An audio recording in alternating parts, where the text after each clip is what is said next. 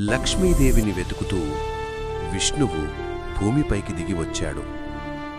తిరుమల అరణ్యాల్లో శ్రీనివాసుడిగా నివసించడం ప్రారంభించాడు. అక్కడ ఒకరోజు పద్మావతీదేవి ఆయనను చూసింది. అది సాధారణ కలయిక కాదు, పూర్వజన్మ బంధం. శ్రీనివాసుడు ఆమెను వివాహం చేసుకోవాలని నిర్ణయించాడు. కాని ఒక సమస్య ఉంది. వివాహానికి అపారమైన ధనం అవసరం.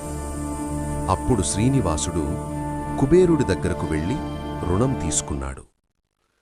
కలియుగమంతా నా భక్తులు ఇచ్చే కానుకలతో ఈ రుణం తీర్చుకుంటాను అని వాగ్దానం చేశాడు. ఆ వివాహం జరిగింది. అదే రోజు నుండి శ్రీనివాసుడు వెంకటాచలంపై నిలిచిపోయాడు.